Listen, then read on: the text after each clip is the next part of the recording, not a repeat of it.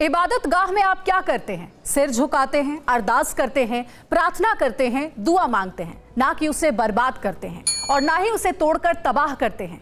मगर एक मुल्क ऐसा भी है जिसके तानाशाह को इस्लाम की तलब लगी हुई है, जिसकी चपेट में आकर वो ऐसे हुक्म दे रहे हैं जो कहीं उस देश की अंत की कहानी न लिखते।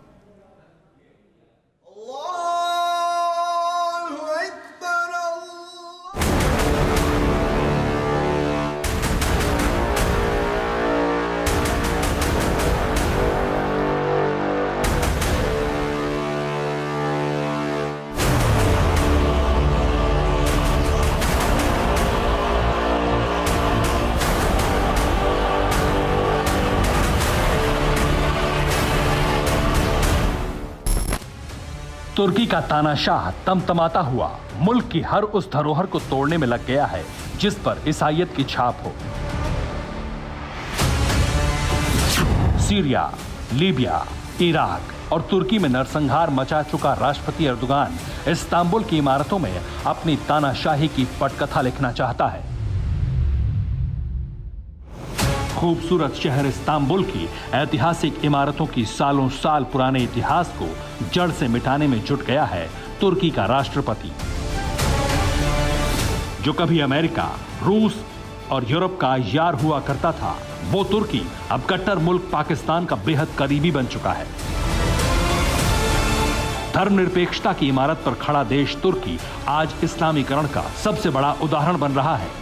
तुर्की के राष्ट्रपति एर्दोगान का फैसला एक दिन इस मुल्क के लिए सबसे बड़ी मुसीबत लेकर आएगा, क्योंकि ये फैसले ऐसे हैं जो रूस और अमेरिका को भी एक पाले में खड़ा कर रहे हैं, क्योंकि ये फैसले ऐसे हैं जो ग्रीस के साथ युद्ध का सबसे बड़ा कारण बन चुके हैं। बीते शुक्रवार को तुर्की के इस तानाशाह ने हुक्म दिया कि कोरा म्यूजियम को मस्जिद बना डालो। इस्लाम का खलीफा बनने की कोशिश में एर्दोगान का यह फैसला तुर्की बनाम क्रिश्चियनिटी के नए फसाद की कहानी को जन्म दे चुका है, क्योंकि कोरा म्यूजियम इस्तांबुल के गोल्डन हॉर्न के ऐतिहासिक पश्चिमी घाट पर है।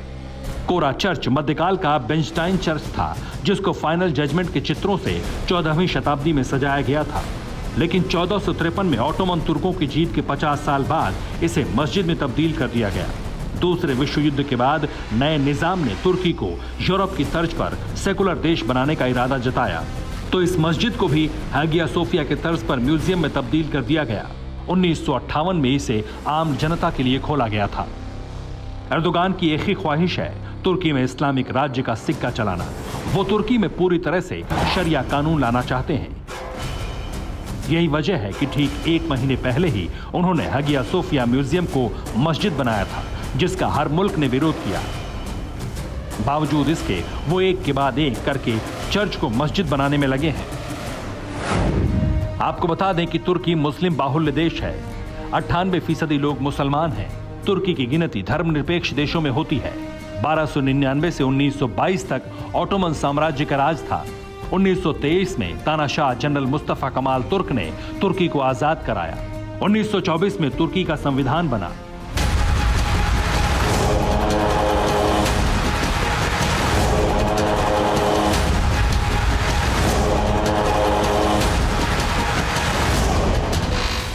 आपको यह जानकर बेहद हैरानी होगी कि हागिया सोफिया ही वो चर्च है जिसे देखकर रूस भी ईसाईयत की ओर खींचा आया। मगर एर्दोगान के दिमाग में कुछ और ही चल रहा था। उन्होंने 2014 में राष्ट्रपति बनने के बाद संविधान में बदलाव किया, राष्ट्रपति पद को शक्तिशाली बनाया। तुर्की को एर्दोगान सेकुलर से कट्टर इस्लामिक देश बनाने में जुट गए। 2016 में सेना ने तख्ता पलट की कोशिश की तो एर्दोगान और उग्र हो गए और सेना की ताकत ही कम कर दी।